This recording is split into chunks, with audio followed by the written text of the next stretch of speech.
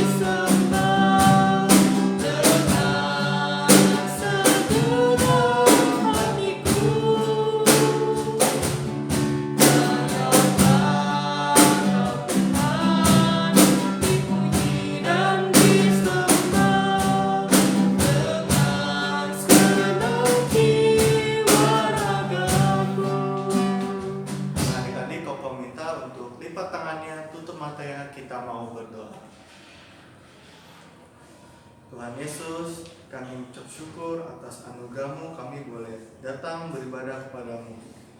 Tuhan, kami sekarang akan mendengarkan firman Tuhan. Kiranya Roh Kudus boleh menguatkan hati kami, boleh memimpin hati kami agar kami boleh sungguh-sungguh mendengarkan firman-Mu, ya Tuhan. Terima kasih ya Tuhan, hanya di dalam nama Tuhan Yesus kami berdoa dan mengucap syukur. Amin. Halo adik-adik, mari kita berdoa. Tuhan Yesus, terima kasih kalau kami masih diberikan kesempatan untuk mendengarkan firman-Mu. Terima kasih Tuhan untuk kesehatan yang telah Tuhan berikan. Ajarlah kami untuk mengerti dan biarlah Roh Kudus-Mu yang memimpin pemberitaan firman pada hari ini. Di dalam nama Tuhan Yesus, kami sudah berdoa dan mengucap syukur. Amin. Nah, adik-adik, saatnya kita mendengar firman Tuhan. Cici harap adik-adik bisa duduk diam dengan baik. Nah, adik-adik boleh membacanya di rumah masing-masing. Setelah mendengarkan firman Tuhan, adik-adik boleh membukanya di Yohanes 16, 4b sampai 15. Yaitu tentang pekerjaan penghibur. Nah, kalau kita baca ya, di ayat 4b sampai dengan di ayat 7, Cici bacakan sebentar ya. Hal ini tidak kukatakan kepadamu dari semula, karena selama ini aku masih bersama-sama dengan kamu ya. Tetapi sekarang aku pergi kepada Dia yang telah mengutus aku, dan tiada seorang pun di antara kamu yang bertanya kepadaku kemana engkau pergi. Tapi karena aku mengatakan hal ini kepadamu, sebab itu hatimu berduka cita. Namun benar yang kukatakan ini kepadamu adalah lebih berguna bagi kamu jika aku pergi. Sebab jikalau aku tidak pergi, penghibur ini tidak akan datang kepadamu. Tapi jikalau aku pergi, aku akan mengutus dia kepadamu. Dan kalau ia datang, ia akan... Nah, dia sampai ayat 7. Kalau kita sudah mendengar firman Tuhan sebelumnya, bagaimana itu ada firman Tuhan mengenai hari Pentakosta, yaitu turunnya Roh Kudus. Nah, kenapa di ayat 4b sampai 7 ini mau menjelaskan bagaimana Tuhan itu naik ke surga. Tuhan sudah naik ke surga dan Tuhan memberikan seorang penolong yaitu Roh Kudus yang mengajarkan kita untuk mengerti firman Tuhan. Makanya di waktu Tuhan pergi dan naik ke surga, makanya Tuhan pun memberikan Roh Kudus. Di ayat 4b ini sampai ayat 7 ini menjelaskan bahwa Tuhan itu memang harus pergi ya ke surga dan Dia pun mengirimkan Roh Kudus. Nah, kenapa di ayat 8, dan kalau Ia datang, Ia akan mengisapkan dunia akan dosa, kebenaran, dan penghakiman. Nah, dosa adik-adik ya, adik-adik bisa melihat dosa. Siapa yang tidak berdosa? Ada yang tidak berdosa? Tidak, semua orang berdosa. Waktu alam menciptakan manusia Adam dan Hawa, mereka pun jatuh ke dalam dosa. Ya, makanya dibilang dosa. Apa? Jadi apa Cici Roh Kudus itu? Nah, Roh Kudus ini menyadarkan kita akan segala kesalahan kita, akan segala perbuatan kita yang bad, yang tidak menyenangkan hati Tuhan. Makanya Roh Kudus hadir menyadarkan kita akan segala kesalahan kita. Ya, Dia mau kita bertobat dengan sungguh-sungguh. Jadi jangan terus-menerus melakukan dosa. Tapi kalau bisa adik-adik pelan-pelan mau diubahkan.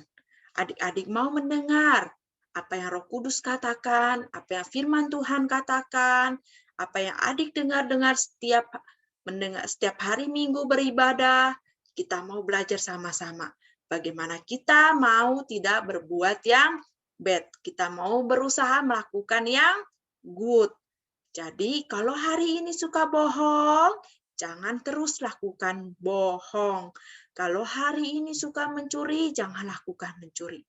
Kalau hari ini suka nakal, pukulin teman, stop. Jangan lagi pukulin teman. Kita mau berubah, bertobat dengan sungguh-sungguh. Kita mau dipakai oleh Tuhan ya. Kebenaran ya. Apa itu Cici kebenaran? Kebenaran akan firman Tuhan. Bagaimana Roh Kudus mengajarkan kita untuk mengerti firman Tuhan yang benar. Untuk mengerti bahwa Yesus adalah anak Allah yang benar. Mengapa kita percaya? Karena Yesus adalah anak Allah. Dan firman Tuhan ini mengajarkan kita dan Roh Kudus mengajarkan kita tentang kebenaran yang ada di Alkitab. Waktu Cici Koko menyampaikan firman Tuhan, itu adalah firman Tuhan yang benar. Adik-adik harus percaya, adik-adik harus mau mendengar firman Tuhan dengan sungguh-sungguh. Karena di dalam firman Tuhan itu ada kebenaran, ya. Tidak ada firman Tuhan yang tidak benar. Firman Tuhan itu benar. Jadi kita mau sama-sama belajar tentang kebenaran di dalam Alkitab. Penghakiman, ya. Roh Kudus juga mengajarkan kita. Dia bilang, ya, bahwa penghakiman itu ada, ya. Tetapi adik-adik, penghakiman itu sudah dikalahkan. Dikalahkan oleh siapa? Penghakiman itu sudah dikalahkan, ya adik-adik. Dikalahkan oleh Yesus Kristus di atas kayu salib. Jadi, waktu kita berdosa, kita tidak menjadi anak Allah. Tapi waktu Yesus mati di atas kayu salib, Dia yang akan menyelamatkan kita. Dia akan menjadi hakim atas setiap umat manusia. Jadi kalau kita percaya kepada Tuhan, kita mau menjadi anak-anak Tuhan, kita mau dipakai, kita mau bertobat, dan kita mau merenungkan firman Tuhan, kita mau mendengar firman Tuhan, maka Tuhan yang akan menyelamatkan kita. Tuhan yang akan memberikan kita hidup yang kekal, ya. Kalau kita baca lagi, ya, masih banyak yang harus katakan kepadamu di ayat 13, tapi sekarang kamu belum dapat menanggungnya. Tetapi apabila Ia datang, yaitu Roh kebenaran, Ia akan memimpin kamu ke dalam seluruh kebenaran. Sebab itu Ia tidak akan berkata-kata dari dirinya sendiri, tapi segala sesuatu yang didengarnya, ya. Karya Roh Kudus akan dinyatakan di dalam semua orang yang dibaptiskan dalam Roh Kudus dan menjadi orang percaya yang sungguh-sungguh dipenuhi dengan Roh Kudus, ya. Jadi waktu kita bertobat, kita terpanggil menjadi anak-anak Tuhan, semakin kita mengerti firman Tuhan, semakin besar, kita bertumbuh besar, dan sudah waktunya kita mau mengenal Tuhan lebih dalam lagi, dan kita dibaptis oleh nama Allah, Bapa, Putra, dan Roh Kudus, ya. Maka kita sudah menjadi orang yang percaya, dan kita pun sudah dipenuhi dengan Roh Kudus. Cici, apa memang kita tidak dipenuhi Roh Kudus saat ini? Ya, adik-adik dipenuhi Roh Kudus di saat adik-adik percaya kepada Tuhan. Tapi kalau adik-adik sudah besar, adik-adik pun kalau terus percaya dan terus setia di dalam Tuhan, maka adik-adik akan dibaptis, ya, jadi anak-anak Allah. Pekerjaan Roh Kudus menjadi seperti Kristus. Wah, Cici, mana bisa kita menjadi seperti Kristus, ya? Kan kita kan manusia biasa.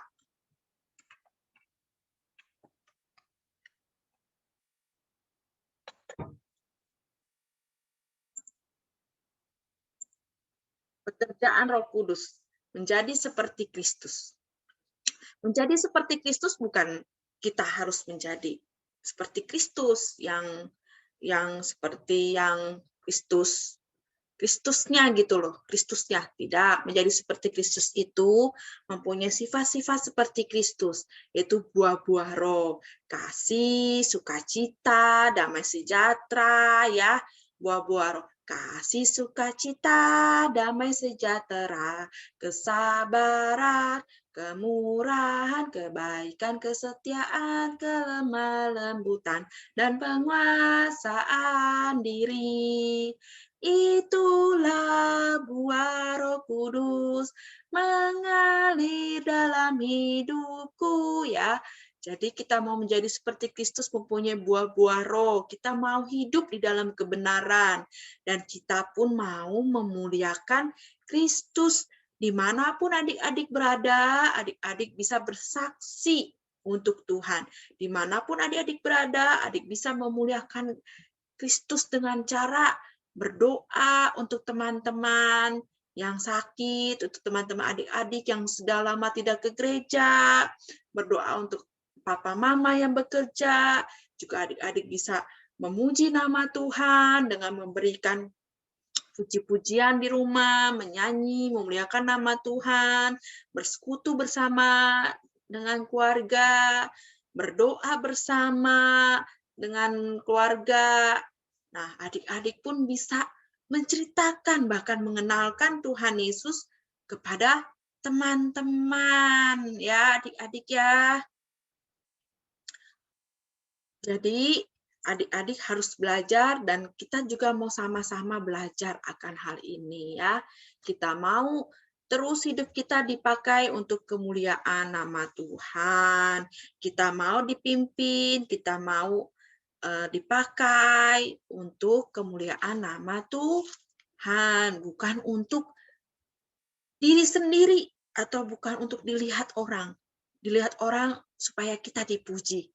Tapi biarlah nama Tuhan yang dipuji lewat sikap hidup kita yang dipimpin oleh Roh Kudus. Ya, Roh Kudus menyatakan kepada orang percaya ya hal-hal yang diterima dari Kristus ya. Dia pun Roh Kudus bekerja di dalam hidup kita untuk melakukan apa yang perlu ya, apa yang Tuhan inginkan dalam hidup kita. Biarlah adik-adik terus boleh diingatkan dan Roh Kudus boleh terus ada dalam hidup adik-adik sehingga adik-adik boleh hidup di dalam kebenaran, adik-adik boleh hidup menjadi seperti Kristus, boleh hidup memuliakan Kristus. Mari kita berdoa. Tuhan Yesus, terima kasih untuk firman yang telah kami dengar.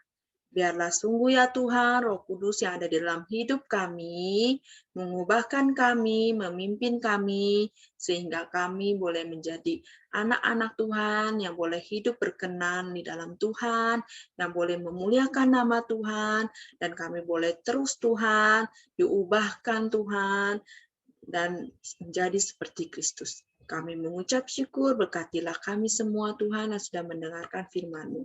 Di dalam nama Tuhan Yesus kami sudah berdoa dan mengucap syukur. Amin.